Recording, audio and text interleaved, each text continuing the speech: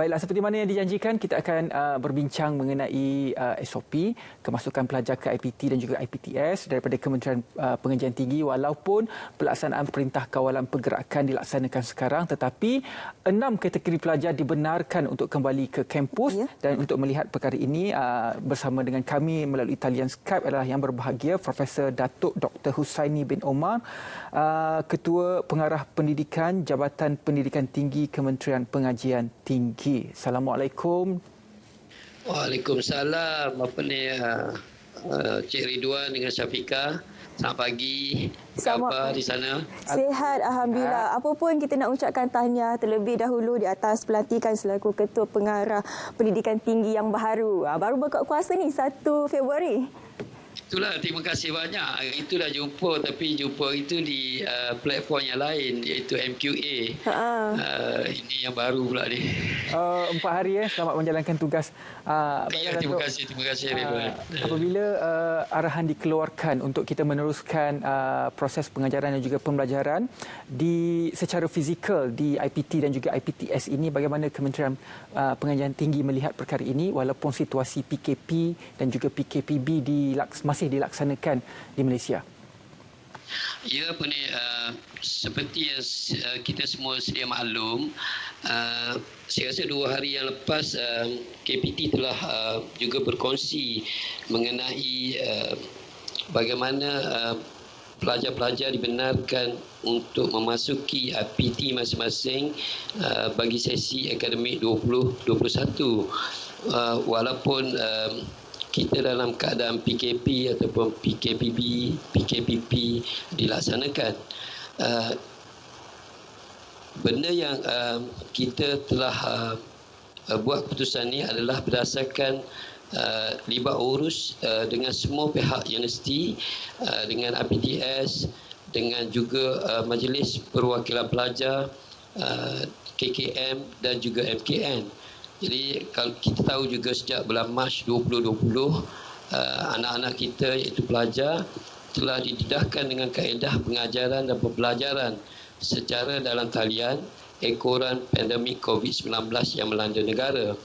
Jadi pengalaman berinteraksi dan berkomunikasi dalam proses pembelajaran dan pengajaran secara maya ini telah kita adakan bermula daripada tahun lepas lagi, dan tetap KPT tetap menyedari akan kepentingan pembelajaran secara bersemuka. Disebabkan itu ada 6 kategori yang telah dibenarkan untuk universiti menerima pelajar-pelajar, di mana 6 kategori yang seperti Cik Ridwan dan Cik Syafiqah cakap tadi. Yang kategori tersebut adalah pelajar daripada program pengajian peringkat CJ, diploma, ijazah sarjana muda dan pasca siswazah yang memerlukan praktikal ataupun penggunaan makmal, klinikal, latihan amal, studio, bengkel dan juga peralatan khas. Yang ini dibenarkan. Dan memang pun sebelum ini dibenarkan, dan kita benarkan terus untuk pelajar-pelajar ini boleh berada di dalam kampus, di dalam IPT masing-masing. Dan pelajar-pelajar yang tidak mempunyai akses dan persekitaran yang tidak kondusif bagi melaksanakan PDP dalam talian. Yang ini kita tahu juga pelajar-pelajar ada setengah berada di kawasan yang mungkin kekuatan dari segi akses itu agak lemah, dan juga di mana persekitaran pelajar yang berada dalam keadaan rumah mereka mungkin anak-anak kita ni yang tidak selesa, yang memerlukan berada di kampus, ini pun dibenarkan. Dan anak-anak ini ataupun pelajar-pelajar ini boleh berhubung terus dengan IPT masing-masing untuk memastikan semua mereka boleh kembali ke dalam kampus untuk meneruskan pembelajaran. Dan di dalam kampus pula pembelajaran boleh diadakan dalam 2 bentuk lah, iaitu hybrid dan juga bersemuka. Itu dibenarkan. Yang ketiga, kategori yang ketiga adalah pelajar asasi ataupun yang setara ataupun yang di foundation dan juga diploma yang sedia ada di kampus boleh meneruskan pembelajaran secara hybrid, dibenarkan untuk meneruskan pembelajaran mereka di dalam universiti ataupun kampus masing-masing tadi. Dan yang keempat adalah semua pelajar antarabangsa sedia ada dan baharu, kecuali daripada United Kingdom yang tidak dibenarkan. Yang pelajar daripada antarabangsa yang sedia ada yang baru daripada tempat-tempat lain boleh datang mengikut kebenaran yang telah diberi dan berada di kampus untuk meneruskan pembelajaran. Yang kelima, pelajar-pelajar ataupun anak-anak yang berkeperluan khas. Yang ini juga dibenarkan untuk berada di dalam kampus ataupun di IPT masing-masing. Dan kategori keenam yang digunakan adalah pelajar yang menduduki peperiksaan seperti MUET, peperiksaan antarabangsa dan peperiksaan badan-badan profesional. Mereka juga dibenarkan. Itu adalah kategori 6 kategori yang telah dibenarkan setelah kita membuat libat urus dan juga setelah kita memohon dengan MKN dan juga KKM. Jadi saya harap pelajar-pelajar tadi ataupun anak-anak tadi yang mana mendengar siaran Selamat Pagi Malaysia pada pagi ini bolehlah memohon ataupun menghubungi IPT masing-masing dan juga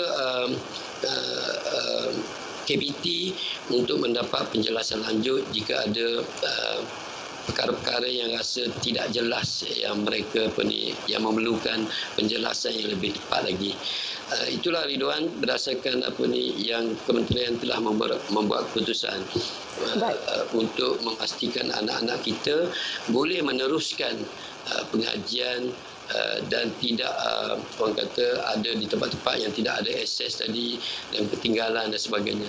Kita sangat memahamilah di kementerian dan kita nak memastikan pelajar-pelajar ataupun anak-anak tadi meneruskan pendidikan seperti yang mereka sendiri war-warkan di dalam media-media dan sebagainya. Prof mungkin boleh kongsikan juga kepada kita SOP yang akan dilaksanakan oleh KPT bagi melancarkan lagi pergerakan pelajar ini khususnya kepada pelajar yang akan berentas negeri ini, Prof. Ya, SOP yang telah dibina tu SOP tu dah ada yang kita dah siarkan di dalam media dan juga telah diberikan kepada semua IPT di mana kalau kita saya boleh kongsikan di sini kalau di pergerakan untuk dari pelajar yang Semenanjung yang nak pulang ke kampus di Sabah dan Sarawak untuk yang Sarawak pelajar daripada Semenanjung, wilayah Persekutuan Labuan dan Sabah yang nak ke Sarawak ni diwajibkan untuk menjalani ujian swab sebaik saja tiba di Sarawak.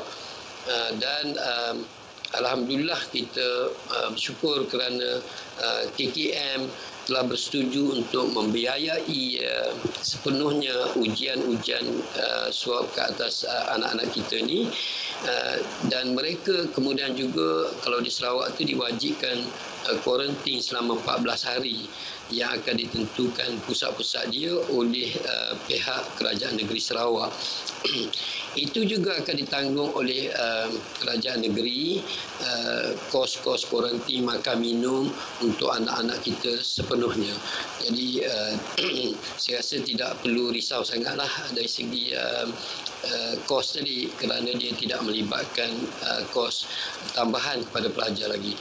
Dan ibu bapa pun saya rasa jangan risau sangat disebabkan kita mengambil untuk memastikan bahawa keselamatan anak-anak tersebut terjaga dan boleh memasuki IPT dengan keadaan yang lebih selesa lagi. Itu kalau pergerakan ke Sarawak lah. Kalau pergerakan ke Sabah pula pelajar-pelajar daripada Semenanjung, daripada Labuan, wilayah Persekutuan Labuan dan juga daripada Sarawak yang akan pulang ataupun yang akan bergerak ke IPT di Sabah juga diwajibkan untuk menjalani ujian swab sebelum masuk ke Sabah. Dan juga ini akan dibiayai sepenuhnya oleh pihak KKM ujian ni. Dan bagi pelajar-pelajar di Sabah ni, dia boleh terus ke IPT dan di IPT dia boleh terus meneruskan pengajian di IPT masing-masing. Bagi pelajar-pelajar dari Sabah dan Sarawak untuk ke Semenanjung, pergerakan mereka daripada Sabah, dia memerlukan pelajar yang Sabah yang nak keluar daripada Sabah memerlu diadakan ujian swab tadi, dan juga ini ditanggung oleh pihak KKM. Dan bila sampai di Semenanjung, proses pengasingan di kampus ataupun di IPT masing-masing akan dilakukan mengikut SOP yang telah ditetapkan lah. Dan SOP ini akan memastikan mereka bebas daripada gejala COVID dan memastikan seperti yang telah kerajaan umumkan, SOP ini agak ketat, di mana kalau nak berada dalam bentuk kumpulan itu tidak dibenarkan sama sekali. Jadi pembelajaran pun kalau dalam bilik kuliah nanti, penjarakan 1 meter itu akan ditetapkan dan akan dipastikan betul-betul mengikut ruang kuliah yang disediakan tadi, dan penjarakan seperti yang telah ditetapkan tadi, yang telah dikeluarkan, jarak di antara mereka adalah 1 meter. Dan keperluan seperti sanitizer untuk semua pelajar tadi di IPT masing-masing itu akan disediakan oleh pihak IPT. Memang SOP-nya agak ketat lah. Kerana ini kita nak memastikan pelajar-pelajar tersebut, anak-anak kita tersebut dalam keadaan yang selamat dan dijauhi daripada gejala COVID-19 ini. Saya pun akan memastikan pihak-pihak IPT semua melaksanakan SOP itu dengan seketat yang mungkin, tapi membolehkan pelajar mendapat pelajaran seperti yang anak-anak di luar sana memohon untuk balik juga ke IPT ataupun ke kampus, kerana mereka ada sebahagian besar juga daripada mereka ni yang tidak ada kemudahan ataupun seperti yang kita kata tadi, kategori yang tidak mendapat akses ataupun keselesaan di rumah masing-masing. Dan bagi pelajar-pelajar yang memerlukan penggunaan peralatan di dalam kampus tadi. So walau bagaimanapun saya makan sebelum mereka pergerakan itu akan dibuat dengan teliti lah, supaya kita tidak menimbulkan ada kluster baru dan sebagainya. Kita doalah supaya semua apa yang dikendaki oleh anak-anak kita tadi dan juga hasrat oleh kerajaan untuk menurunkan ataupun mengawalkan keadaan pandemik COVID-19 ini dapat kita laksanakan sama-sama. Datuk, apabila kita melihat kepada satu kategori pelajar, iaitu pelajar yang tidak mempunyai akses dan persekitaran yang kondusif dalam melaksanakan PDP dalam talian, dibenarkan untuk pulang ke kampus. Adakah kategori pelajar ini untuk mendapat kebenaran pulang ke kampus perlu melalui prosedur, contohnya meminta kebenaran ataupun memohon untuk pulang ke kampus, ataupun bagaimana? Ya, Encik Ridwan, memang pelajar-pelajar ni perlu memohon untuk pulang ke kampus kerana pergerakannya perlu ada kelulusan daripada pihak IPT masing-masing, dan permohonan tu boleh dibuat terus kepada IPT masing-masing. Ataupun universiti masing-masing. Cuma kalau tak dapat daripada universiti itu, boleh juga berhubung dengan pihak KPT, pihak saya dan pihak di Jabatan Pendidikan Tinggi ini. Kita akan bantu, kita akan pastikan sebelum pergerakan tadi kita akan sediakan SOP yang dia perlu follow, dan surat akan dikeluarkan kepada anak-anak kita tadi, pelajar-pelajar tadi.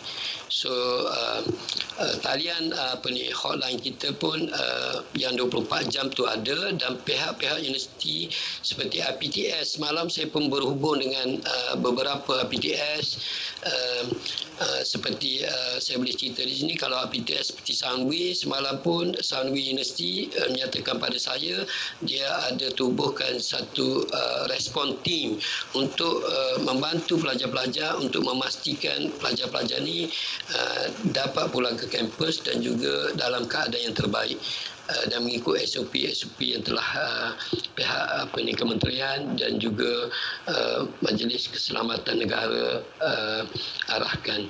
So memang kena memohon. Kalau tak memohon, yang ni yang kita takut tu. Jadi saya juga akan berhubung dengan pihak timbalan-timbalan Naib Chancellor dan Naib Chancellor yang menjaga pelajar-pelajar ni untuk memastikan bahawa setiap fakulti ataupun setiap jabatan tu boleh juga menghubungi pelajar, menyediakan platform untuk pelajar berinteraksi dengan lebih baik lagi dengan pihak universiti untuk mereka mendapatkan kebenaran untuk kembali kepada dalam kampus. Baik Datuk, sedikit nasihat dan juga harapan Datuk sendiri untuk pelajar-pelajar yang akan meneruskan sesi akademik mereka untuk tahun 2021 ini, Datuk. Terima kasih Syafiqah. Pesanan saya pun baru dekat Kementerian Pengajian Tinggi ini baru 4 hari, seperti yang saya fikir dengan Ridwan tahu tadi. Tapi walau bagaimanapun di dalam orang kata dunia pendidikan ni dah lama. Jadi saya mohonlah kepada semua pelajar, kita dalam keadaan boleh dikatakan pelajar-pelajar ataupun anak-anak sekarang ni dalam keadaan yang terbaik, kerana dunia sekarang ni kita memiliki teknologi yang boleh berhubung walaupun kita berada di mana-mana, dan disebabkan itu pembelajaran dan pengajaran di dalam talian ataupun secara maya ni dapat kita laksanakan. Kita masih dapat berhubung, masih boleh tengok, macam saya tengok Ridwan dengan Syafiqah ini cukup handsome dan manis sekali, sangat ceria, dan saya harap pelajar-pelajar ataupun anak-anak juga menggunakanlah platform yang ada untuk meneruskan pembelajaran, untuk mendapatkan ilmu, kerana anak-anak semua ini adalah bakal akan menjadi pemimpin pada masa depan. Jadi disebabkan itu juga saya mohon kepada semua anak-anak atau pelajar ni, patuhilah SOP, jaga kesihatan dan hubungi pihak bilik gerakan, ataupun boleh terus ke IG ataupun mana-mana platform yang saya ada tu untuk menyalurkan jika ada apa-apa kemuskilan atau pertanyaan yang diperlukan, dan juga boleh semak dengan IPT masing-masing. Pasti anak-anak kenal semua pesarah dan juga ketua-ketua jabatan dan sebagainya, boleh berhubung dengan mereka. InsyaAllah mereka akan bantu dan memastikan pembelajaran dapat dilaksanakan dengan baik, dan juga interaksi di antara anak-anak pelajar tadi dengan pihak pesarah dan juga pihak universiti dan kementerian sebenarnya dapat dilaksanakan, boleh dilaksanakan. Padahal kadang-kadang Syafiqah dengan Ridwan, kalau kita tengok anak-anak saya pun bila kita berada di bawah, dia berada di atas, dia menggunakan telefon aja untuk bercakap pun, bukannya dia turun. Jadi saya rasa dalam pembelajaran pun kita boleh meneruskan sedemikian. Jadi jangan risaulah, benda tu boleh dilaksanakan. Baiklah. Tapi yang memerlukan berada di kampus, saya mohon sangat-sangat mohon dengan pihak kementerian dan juga IPT masing-masing untuk kembali ke kampus. Kita boleh benarkan, insya-Allah. Terima kasih banyak-banyak kepada yang berbahagia, Profesor Datuk Dr. Hussaini Omar, Ketua Pengarah Pendidikan Tinggi Jabatan Pendidikan Tinggi Kementerian Pengajian Tinggi, melihat bagaimanakah SOP yang perlu kita laksanakan. Mungkin momen yang manis untuk pelajar-pelajar IPT kembali ke kampus. Terima kasih